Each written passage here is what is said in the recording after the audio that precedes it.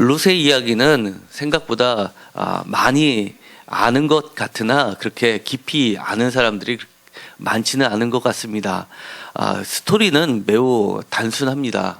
룻이 1장 1절에 보면 사사들이 치리하던 때에 그 땅에 흉년이 들어 유대의 베들레헴 한 사람이 그의 아내와 두 아들을 데리고 모압 지방으로 가서 거류하였는데 라고 시작하면서 사사기와 그리고 그 다음으로 이어지는 룻기 4장 맨 뒷부분에 다윗의 이야기가 나오니까 사사의 시대와 그리고 왕정을 시작하는 시대 그 중간에 놓여 있는 과도기적 이야기로 그려지고 있습니다. 그리고 출발은 유다 베들레헴 출신의 사람들이 일가족이 흉년이 들어서 모압 땅으로 이주를 결정하게 됩니다. 그런데 안타깝게도 10년이 되지 못해서 그의 나오미의 남편도 죽게 되고 그리고 두 아들도 죽게 되고 결국은 어머니, 시어머니와 그리고 두 며느리만 남게 되는 상황이 되었습니다. 그리고 나서는 한 며느리 오르바는 이 어머니의 강건함으로 인해서 자신의 어머니의 집으로 돌아가고 그리고 나머지 남아있는 한 명의 며느리 룻이 어머니 나오미를 쫓아서 다시금 유다 베들레헴 땅으로 돌아오는 사건으로 이야기는 전개됩니다. 그런데 문제는 여인들만이 있다 보니까 여인들 둘이서 어떻게 그들의 생계를 유지해야 되는지 그리고 어떻게 그 땅에서 돌아온 고향 땅에서 그들의 기업을 이어가야 되는지가 막막함에도 불구하고 고엘이라는 제도를 통해서 그러니까 기업을 부르는 제도를 통해서 보아스를 만나게 되고 보아스를 통해서 다시금 기업을 잇게 되는 그런 아름다운 이야기로 결말이 맺어지게 됩니다. 그런데 이것이 그렇게 이야기가 단순하지만은 않습니다. 왜냐하면 오늘의 이야기를 보면 룻기 4장에 보아스가 고엘의 대상이 되는 것이 아니라 그보다도 선순위에 기업을 물을 자가 있었다는 데 문제의 핵심이 있는 겁니다. 그러니까 쉽게 말해서 그 당시에는 고엘이라는 제도 자체가 사실은 유명무실화되어 있다는 것을 전제하고 있다는 겁니다. 아무도 그런 제도가 모세가 명령한 법이 있음에도 불구하고 그것을 지키려고 하지 않았기 때문에 사실은 이 둘은 무방비 상태에 놓여 있을 수밖에 없었다는 사회적 배경이 깔려 있는 겁니다. 그리고 그들이 그럼에도 불구하고 고향 땅으로 돌아갔었던 것은 그런 제도를 의지했었던 것이 아니라 바로 룻의 고백인 어머니의 하나님이 나의 하나님이 되겠다라고 했었던 그 핵심적인 말에 있었다는 것이 매우 중요합니다. 성경에 보면 하나님의 모습은 여러 가지로 나타나고 있습니다. 매우 다양하게 나타나고 있는데요. 우리가 잘 알다시피 하나님을 부모로 그리고 이스라엘을 자녀로서 그리고 있습니다. 또 하나는 하나님을 주인으로 그리고 이스라엘의 종의 모습으로서도 그리고 있다는 겁니다. 그리고 세 번째는 하나님을 신랑으로 그리고 이스라엘 백성들을 신부로서 묘사하고 있기도 하고요. 네 번째는 하나님을 이스라엘 위해서 대신 싸우시는 전사의 모습으로 그려지고 있기도 합니다. 그러니까 워리어의 모습으로 칼을 들고 대신 싸우시는 모습인데 그것이 대표적으로 사사기에 많이 그려지고 있습니다. 그 다음에 다섯 번째로는 이스라엘을 하나님의 선택받은 자로서 묘사하고 있고 그리고 하나님은 그들을 선택하신 분으로 묘사하고 있습니다. 또 한 가지 중요한 하나님의 모습은 새로운 출애굽을 이끄시는 분으로 그려지고 있다는 겁니다. 그러니까 출애굽의 사건은 단 한 번에 벌어진 사건인데도 불구하고 바벨론으로 포로로 끌려간 이후에도 그들을 다시금 구출해내시는 하나님의 모습으로서 그려지고 있고, 그것은 역사를 되풀이하면서도 끊임없이 반복되는 이야기이기도 합니다. 우리나라 같은 경우에서도 광복절을 맞이할 수 있었던 것도 기독교가 이 땅에 들어와서 그들이 새로운 출애굽을 끊임없이 외칠 수 있었고, 그리고 나라를 찾은 이후에도 민주화의 바람은 바로 이 출애굽하시는, 새로운 출애굽을 이끄시는 하나님의 모습을 굳게 믿은 자들 때문에 사실은 우리나라의 민주화도 이루어질 수 있었던 겁니다. 그리고 또 한 가지 7번째 모습은 하나님을 구원자로서 그려내고 있습니다. 그 다음에 또 중요한 모습은 하나님을 가난한 자, 그리고 도움이 필요한 자를 돌보시는 분으로 그리고 있습니다. 대표적으로 고아와 과부의 하나님이시다라는 그 표현은 가난한 자나 도움이 필요한 자를 돌보시는 분으로 하나님을 묘사하고 있다는 겁니다. 그리고 또 9번째는 하나님을 위로자로서 표현하고 있습니다. 10번째는 하나님을 자비로우신 분으로, 그리고 또 사랑이 많으신 분으로 표현하고 있고, 11번째는 이스라엘의 적들을 향한 검사의 역할들을 그려내고 있습니다. 그 다음에 우리가 12번째는 하나님을 헬퍼, 조력자로서 묘사하기도 하고, 이것이 나중에는 성령님의 모습으로서 발전하게 되는 겁니다. 그런데 이 룻기에 나와 있는 하나님의 모습은 고엘 또는 파다라는 히브리 단어를 사용하면서 하나님을 구속자라는 모습으로 하나님을 그려내고 있는데요. 그래서 이것이 하나님에서 나중엔 신약시대에 와서는 예수님을 구원자, 세이비어라는 말에 못지않게 중요한 개념이 바로 리디머라는 말입니다. 그러니까 구속자라는 말이 매우 중요한데요. 이렇게 룻기에 나와 있는 것은 하나님을 구속자의 모습으로 그려내고 있다는 겁니다. 왜냐하면 이 구속한다라는 말은 속박한다라는 뜻이 아니라 대가를 지불하고 종을 사서 새로운 주인으로 바꾼다라는 의미가 있는 겁니다.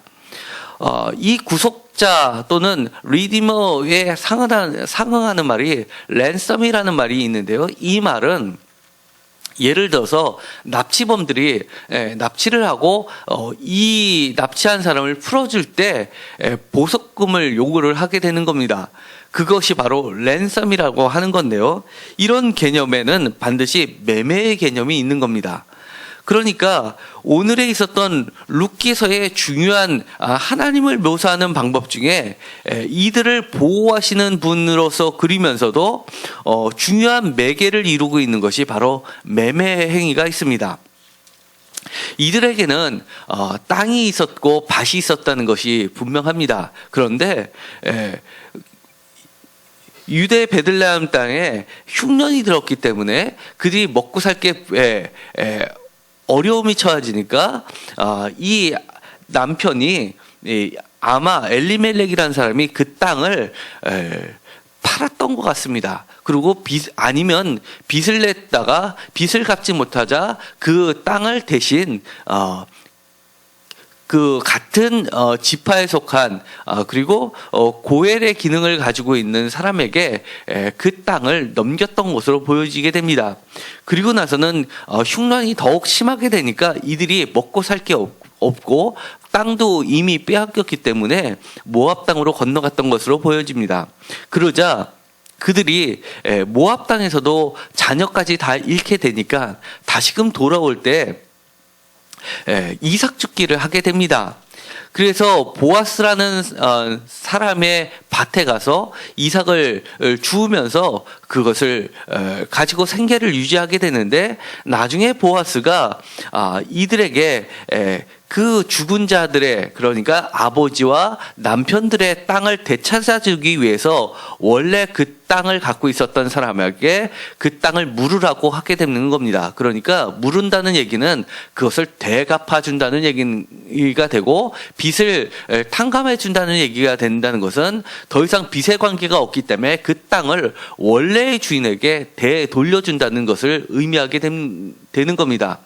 그런데 문제는 남자들이 남아있다면 그 땅을 물려준다 하더라도 그것이 한 가문의 시족에 대대로 남게 되는데, 예를 들어서 우리도 땅 문서가 보면 장손에게 넘어가는 땅들이 있습니다. 그런데 이것이 같은 이시라에도 파가 많고 그 파에 소속된 땅들이 넘어가기 때문에 그 파에 소속된 사람들은 별 문제가 없는데, 만약에 이 파가 틀린 사람들에게 넘어가는 거에 대해서는 굉장히 민감하고 그것을 잘 넘겨주지 않고 법적인 싸움으로 비화되는 것을 보게 되는데, 아마 이 보아스는 그런 관계에 있었던 것으로 보입니다. 4장에 보면 이렇게 되어 있습니다. 룻기 4장에 보면 보아스가 성문에서 올라갔는데 마침 보아스가 말하던 기업 물을 자가 지나가는 것을 만나게 됩니다. 그래서 그에게 장로 10명을 청해서, 그러니까 재판을 하는 겁니다. 공식적인 재판 과정을 통해서 그 소유주를 다시 팔라, 그리고 내가 물으려면 물으라라고 이야기를 합니다. 그러면 그렇게 이야기를 하면서 당신이 첫 번째고, 당신이 만약에 그것을 물으지 않는다면 바로 그 다음은 나여, 나 외에는 물을 자가 없다라고 4절에 명확히 이야기를 합니다. 그런데 아무개라고 하는 익명의 사람은 자기가 그 기업을 물으지 않겠다라고 하면서, 그 이유가 6절에 나와 있는데, 그 기업 물을 자가 이르되 나는 내 기업에 손해가 있을까 하여 나를 위하여 물으지 못하노니 내가 물을 것을 네가 물으라, 나는 물으지 못하겠노라 라고 하는 겁니다. 그러니까 그 땅을 다시금 돌려주는데, 그 땅이 돌려줄 때 자기 파 쪽에 그 땅이 남아 있으면 그나마 괜찮은데, 그게 아니라 우리나라로 치면 여러 가지 같은 이시라에도 여러 파가 있는데 다른 파로 넘어가게 되는 것이기 때문에, 이것은 기업에 있게 되지 않는, 그러니까 재산이 완전히 다른 파에 넘어가게 되는 거기 때문에 결국 나에게는 손해가 있게 되고 그 땅을 나는 무르지 않겠다라고 이야기하게 되는 겁니다. 그래서 보아스는 그 다음 순위에 있기 때문에 자신이 그것을, 모든 것을 무르고 바로 그 땅을 회복해서 그 땅을 이 나오미와 룻에게 돌려주게 되는 겁니다. 그렇게 됨으로써 원래 그 땅의 소유주였던 사람은 이미 죽어서 없음에도 불구하고 그 아버지와 아들들의 이름으로 그 땅은 여전히 남아있을 수 있게 됐던 것입니다. 한마디로 이것은 재산의 문제이기보다도 명예의 문제고, 그 땅이 있고 소유주가 여전히 남아있다는 것은 그 사람이 죽어도 그 아들이 태어나면 그 아들이 그 땅의 소유주가 된다는 겁니다. 그러니까 그 기업을 물은 그 땅은 보아스의 소유가 되는 것이 아니라 보아스가 낳은 아들의 소유주로 바뀌게 되는 겁니다. 이런 복잡한 과정에 있지만 어쨌든 간에 중요한 것은 이것을 이끄시는 분이 바로 나오미가 믿었던 하나님이었다는 겁니다. 원래는 레위기에 보면 이렇게 되어 있습니다. 만약에 이혼을 당하거나 자식이 없이 그 남편이 죽어서 갈 데가 없는 사람은 원래 아버지의 집으로, 친정집으로 돌아가서 아버지의 음식을 먹게 되어 있습니다. 레위기 22장 13절을 다 같이 읽도록 하겠습니다. 만일 그가 과부가 되든지 이혼을 당하든지 자식이 없이 그의 친정에 돌아와서 젊었을 때와 같으면 그는 그의 아버지의 몫의 음식을 먹을 것이나 일반인은 먹지 못할 것이니라. 그러니까 과부가 됐는데 자식이 없이 과부가 되거나 아니면 이혼을 당하거나 여인 홀로만 남아있을 경우에는 누구의 집으로 가는 거냐면 어머니의 집으로 가는 것이 아니라 아버지의 집으로 가게끔 되어 있는 것입니다. 그런데 오늘 룻기에서 이상하게도 나오미가 계속해서 이야기하고 있는 것은 이스라엘 사람들이 통행해서 부르고 있는 아버지의 집으로 돌아가라라는 말을 사용하지 않고 계속해서 너희들의 모압 여인에게도 너희의 어머니의 집으로 돌아가라라고 하고 룻도 나오미에게 이야기할 때 나는 나의 어머니의 집으로 갈 수가 없고 시어머니인 당신의 어머니를 쫓아가겠다, 어머니의 집으로 가겠다라고 이야기를 하는 겁니다. 그러니까 지금까지 이야기가 나왔던 원래대의 토라의 규정대로 하면 아버지의 집으로 가는 것이 아니라 그들은 돌아갈 아버지의 집이 없기 때문에 어머니의 집을 쫓아서 가겠다는 겁니다. 그 이야기는 어머니는 그 땅을 소유하고 있지도 않고 기업도 없고 정말 무일푼 거지와 같은 집으로 쫓아가겠다, 방랑자가 되겠다라고 하는 말과 같다는 겁니다. 그럼에도 불구하고 이 룻기는 어머니의 하나님을 이야기하고 있습니다. 도대체 그 어머니는 믿고 있었던 하나님은 어떤 하나님이었길래 이 룻이 끝까지 나오미를 쫓아갈 수 있었을까요? 그 나오미가 믿었던 하나님은 바로 돌보시는 하나님이었습니다. 1장 6절에 보면 이렇게 되어 있습니다. 그 여인이 모압 지방에서 여호와께서 자기 백성을 돌보시사 그들에게 양식을 주셨다함을 듣고 라는 말이 나옵니다. 그러니까 나오미가 믿었던 하나님은 자기 백성들을 돌보시는 하나님이었습니다. 그렇기 때문에 자기의 기업이 없음에도 불구하고 이 나오미는 다시금 그 여호와를 찾아서 돌아갈 수가 있었던 겁니다. 그리고 나서는 이렇게 이야기합니다. 8절에 보면 이렇게 되어 있습니다. 여호와께서 너희를 선다하시기를 원하며 라고 하면서 여호와께서 9절에도 이렇게 되어 있습니다. 여호와께서 너에게 허락하사 각기 남편의 집에서 위로를 받게 하시기를 원하노라 라고 이해하면서 입맞추게 됩니다. 그리고 나서 또 이야기를 합니다. 17절에 보면 이렇게 되어 있습니다. 1장 17절에 보면 룻이 어머니에게 이야기합니다. 만일 내가 죽는 일 외에 어머니를 떠나면 여호와께서 내게 벌을 내리시고 라고 하면서 어머니의 하나님, 그러니까 어머니가 믿던 여호와를 믿고 그에게 모든 것을 맡기게 되는 겁니다. 또한 이 돌보시는 하나님은 이렇게 돌아온 땅에서도 역사를 하게 됩니다. 제일 먼저 베들레헴으로 돌아왔을 때 이 룻이 했었던 것이 있습니다. 19절에 보면 베들레헴에 돌아와서 룻이 했던 일은 22절에 이렇게 되어 있습니다. 나오미가 모압 지방에서 그의 며느리 모압 여인의 룻과 함께 돌아왔는데 그들이 보리 추수 시작할 때 베들레헴에 이르릅니다. 그러니까 그때는 마침 보리 추수할 때가 됩니다. 그리고 나서 2장 1절에 이렇게 되어 있습니다.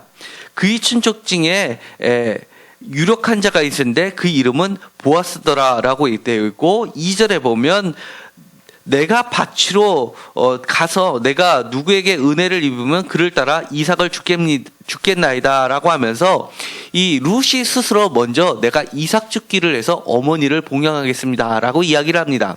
그런데 3절에 보면 이렇게 되어 있습니다. 룻이 가서 베는 자를 따라 밭에서 이삭을 짚는데 우연히 엘리멜렉의 친족 보에스에게 속한 밭에 이르렀더라 라고 되어 있습니다. 그의 눈에 비쳤을 때는 우연히 보아스의 집에 가게 됩니다. 그런데 4절에 보면 중요한 단어가 나옵니다. 마침 보아스가 베들레헴에서부터 와서 베는 자에게 이르되 라고 되어 있습니다. 겉으로 보기에는 우연이라고 되어 있는데 하나님은 마침이라고 이야기하는 겁니다. 우연이 아니라 마침이라고 하는 것은 너희들이 오기도 전에 하나님은 이미 보아스를 예비해 놓고 보아스를 움직이고 계셨던 겁니다. 하나님은 그들을 돌봐주셨고 그들의 사정을 잘 알고 있었던 겁니다. 그리고 나서는 보아스의 말을 보면 하나님의 모습을 보는 것과 같습니다. 제일 먼저 하는 말이 이렇습니다. 여호와께서 너희와 함께 하시기를 원하노라 라고 배는 자들에게 이야기합니다. 그러자 그들도 상응하게 대답을 합니다. 여호와께서 당신에게 복 주시기를 원합니다 라고 복을 빌어줍니다. 그러니까 보아스의 첫째 품성은 모든 사람들, 비록 자기보다 낮은 위치에 있는 사람들, 그리고 자기 밭에서 이삭을 줍는 사람들, 쉽게 말해서 지금 우리 보면 박스를 주스러 다니는 사람들에게도 제일 먼저 건네는 인사말이 여호와께서 너희들에게 복을 주시기를 원합니다 라고 하니까 이 사람들도 보아스에게 이렇게 이야기하는 거예요. 여호와께서. 그러니까 이들의 일상은 첫 눈 뜨고 시작하자마자 여호와께 의지하는 사람들이었고, 또 가장 듣기 좋아하는 말도 하나님을 의지하는 말로 서로 인사를 나눌 정도로 그들의 신앙은 아주 철두철미했었던 것을 보게 됩니다. 그뿐만이 아닙니다. 그들이 12절에 보면 이렇게 있습니다. 여호와께서 내가 행한 일에 보답하시기를 원하며 이스라엘의 하나님 여호와께서 그의 날개 아래 보호를 받으러 온 내게 온전한 상 주시기를 원하노라. 이 이야기는 보아스가 룻을 만나서 했던 첫 번째 이야기가 이것입니다. 그러니까 보아스가 하는 건네는 말이 여호와께서라고 시작을 하는 겁니다. 그러면서 아주 멋진 말을 합니다.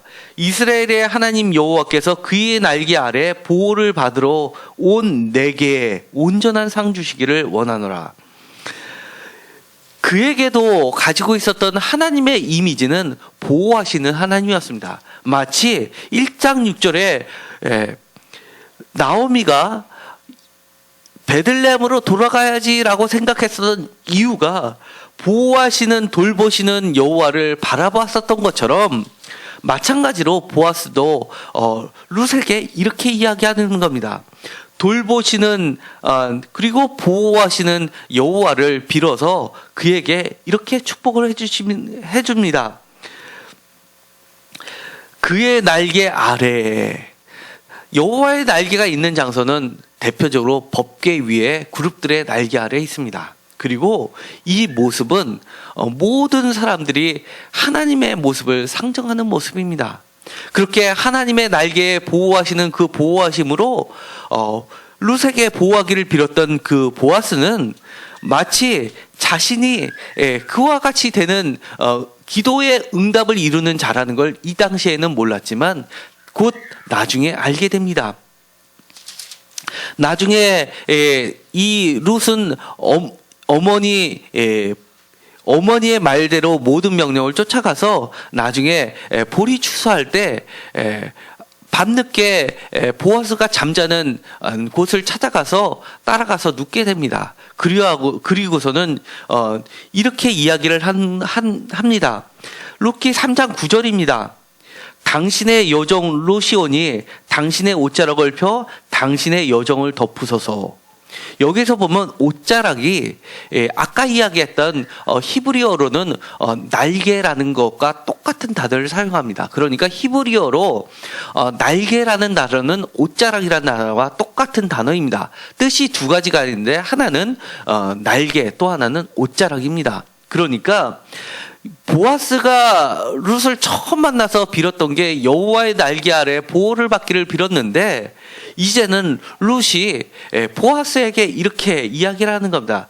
당신의 옷자락으로, 당신의 옷자락이 여호와의 날개가 돼서 나를 보호해 주십시오 라고 이야기하는 겁니다. 그런데 표현이 아주 멋집니다. 나는 당신의 여종 룻이오니 당신의 여종을 덮으소서라고 합니다. 아까 레위기에서 보면 이렇게 규정이 되어 있습니다. 과부가 되든지 이혼이 돼서 자식이 없으면 아버지의 집으로 돌아가는데 또 다른 속죄 규정이 나오게 됩니다. 만약에 이 부모가, 아버지가 가난해져서 이 자신의 딸을 부잣집 사람에게 파는 경우가 있었습니다. 그래서 여종으로 팔게 되는데, 여종으로 팔았을 경우에는 이방인한테는 팔 수 없고 다 같은 이스라엘 사람들에게만 팔게끔 규정이 되어 있습니다. 그런데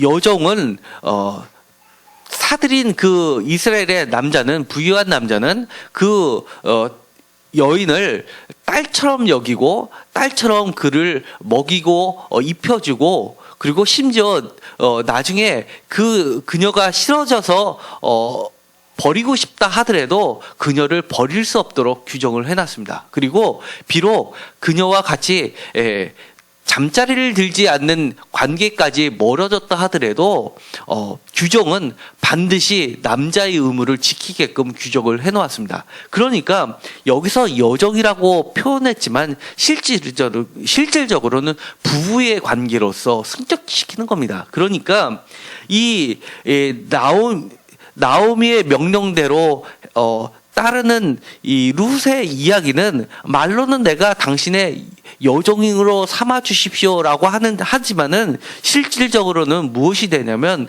당신이 나의 남편이 돼서 나의 기업을 물러 주십시오라고 요청하는 겁니다. 그러니까 단순히 내가 당신과 함께 이 밤을 보내고 싶은 이유는 나 하나 먹고 잘 살기 위해서 하는 것이 아니라 정말 내 기업을 다시금 일으켜 세우고 싶고, 내 어머니를 모시고 싶고, 내 어머니가 그토록 믿고 있는 하나님을 뜻에 따라서 나는 돌보시는 하나님을 믿고 이렇게 행동합니다라고 이야기를 하는 겁니다. 그렇기 때문에 이 11절에 보면 이렇게 이야기합니다. 내가 현숙한 여자구나라고 감탄을 하게 됩니다. 그리고 나서는 내가 13절에 이 밤에 여기서 머무르라. 아침에 그가 기업 물을 자의 책임을 내게 이양하려 하면 좋으려니 그가 그 기업 물을 자의 책임을 할 것이냐. 만일 그가 기업 물을 자의 책임을 내게 이양하기를 기뻐하지 아니하면 여호와께서 살아계심을 두고 맹세하느니 내가 기업 물을 자의 책임을 내게 이양하리라. 아침까지 누워 있을지니라 하는지라. 그러니까 이제는 한마디로 룻은 당신이 나의 기업을 물어 주십시오라고 직접적으로 한마디도 하지 않았는데 보아스는 알아서 이렇게 이야기를 하는 겁니다. 내가 너의 고엘이 되어 주겠다라고 선언을 하게 됩니다. 그러면서 18절에 보면 이렇게 되어 있습니다. 시어머니가 며느리에게 이렇게 이야기합니다. 시어머니가 이르되 내 딸아, 이 사건이 어떻게 될지 알기까지 앉아 있으라. 그 사람이 오늘 이 일을 성취하기 전에는 쉬지 아니하리라. 쉬지 아니하리라. 이 표현은 18절에 보면 이렇게 됩니다. 아마 그 사람은 지금까지 가만히 있지 않을 것이다. 이 일을 마무리 짓는데 오늘을 넘기지 않을 것이다. 이렇게 이야기하는 겁니다. 세 번역에서는 이렇게 번역을 합니다. 그러니까 그의 얼마나 굳은 의지를 시어머니도 알 수 있었다는 겁니다. 오늘을 넘기지 않고 보아스는 성문에 일찍이 가서 기업 물을 자를 찾아서 그렇게 결국은 그녀를 자신의 부인으로 삼는 겁니다. 그리고 나서는 하나님께서 드디어 그의 기도의 응답을 들어주십니다. 그라는 것은 여기서는 보아스의 응답이 아니라 이 룻과 나오미를 이야기하는 겁니다. 13절입니다. 4장 13절에 이렇게 되어 있습니다. 이에 보아스가 룻을 맞이하여 아내를 삼고 그에게로 들어갔더니, 그라는 것은 보아스를 이야기하는 남성을 지칭하는 게 아니라 여성을 룻을 이야기하는 겁니다. 룻에게서 들어갔더니 여호와께서 그에게, 그라는 것도 여기서는 룻을 이야기합니다. 여호와께서 룻에게 임신하게 하심으로 그가 아들을 낳은지라. 그러니까 이 여호와는, 나오미가 믿었던 여호와는 돌보시는 하나님이었고 고해를 하시는 하나님이셨던 겁니다. 그리고서는 이렇게 아들을 주십니다. 그리고 나서는 이 아들을 누구에게 품에 안기게 하냐면 룻에게 안기는 것이 아니라 나오미에게 주시는 겁니다. 15절입니다. 이는 내 생명의 회복자이며 내 노년의 봉양자라. 곧 너를 사랑하며 일곱 아들보다 귀한 내 며느리가 낳은 자로다 하면서 누가 받냐면 16절에 나오미가 아기를 받게 됩니다. 그러니까 룻의 자녀를 누가 받냐면 나오미가 아들로 받는 겁니다. 그 아들은 누가 되냐면 바로 이새의 아버지인 오벳이 되는 겁니다. 오벳이라고 이야기합니다. 그러니까 이 나오미가 믿었던 하나님은 이스라엘의 역사상 가장 위대한 왕 다윗의 증조 할머니가 되는 겁니다. 그리고 나서는 사사 시대를 마무리하고 사무엘로 넘어가서 왕장 시대로 들어가게 됩니다. 이 보아스는 이 나오미와 하룻밤을 지내면서 돌려보낼 때 3장 15절에 보면 이렇게 이야기합니다. 보아스가 이르되 내 겉옷을 가져다가 그것을 펴서 잡으라 하며 그것을 펴서 잡으니 보리를 6번 되어 룻에게 지어주고 성읍으로 들어가니라 라고 되어 있습니다. 그러면서 17절에 이렇게 이야기합니다. 다 같이 읽도록 하겠습니다. 이르되 그가 내게 이 보리를 6번 되어주며 이르기를 빈손으로 내 시어머니에게 가지 말라 하더이다 하니라. 아멘. 이 하나님은, 돌보시는 하나님은 결국은 어떤 하나님이었냐면 빈손으로 돌려보내시지 않는 하나님입니다. 이 이야기는 매우 중요한데요. 이 6번 되어서 준다는 것은 그 다음 나머지 7번이 남아있는 겁니다. 지금까지는 빈털털이었고 기업도 없고 돌아갈 아버지의 집도 없음에도 불구하고 이 나오미의 하나님, 그러니까 어머니의 하나님으로 돌아가는 그들에게 이제 빈손으로 남아있는 그것을 끝내게 하시는 하나님이셨다는 겁니다. 이 6번 되어주는 그 순간은 더 이상 앞으로 일생은 빈손이 아니라 채워주시는 하나님으로 함께하는 삶이었다는 것을 이야기하는 겁니다. 비록 보아스는 6번 되어주었지만 나머지 7번째 그 빈손을 채워주는 것은 아들이었습니다. 우리가 읽었던 것처럼 4장 마지막에 보면 내 며느리가 낳은 자라는 것을 어떻게 표현하냐면 7 아들보다 라고 이야기하는 겁니다. 7 아들보다 귀한 내 며느리가 낳은 자로다 라고 하는 표현은 6대라는 것은 마치 6 아들이고 나머지 완벽한 아들 7 아들이라는 것은 바로 룻이 낳은 아들, 보아스를 통해서 낳은 아들, 그것이 바로 오벳이라는 겁니다. 이 오벳은 오벳에서 이응 비읍 디귿이 들어가서 오베드라는 말은 사실은 종이란 뜻입니다. 사실은 이 아들의 이름 치고는 너무나 좀 이해하기 힘든 이름입니다. 여기는 유명하게 되겠다라고 빌었는데 이름은 예를 들어 귀한 자, 뭐 왕자 이런 말을 지어야 되는데 종 이렇게 지은 겁니다.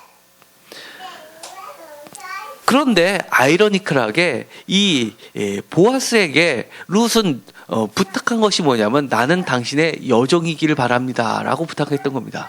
그러니까 이 여종의 낮은 자세로 임했지만 이 여종으로서 취급된 게 아니라 가장 귀한 여인으로 취급을 받았고 그 아들의 이름은 어머니가 여종이니까 그 아들의 이름도 종으로 지었지만 이 종인 실질적인 종이 아니라 온 이스라엘에서 가장 위대한 왕정 시대를 여는 기원이 되었던 이름이 돼버리고 말았던 겁니다.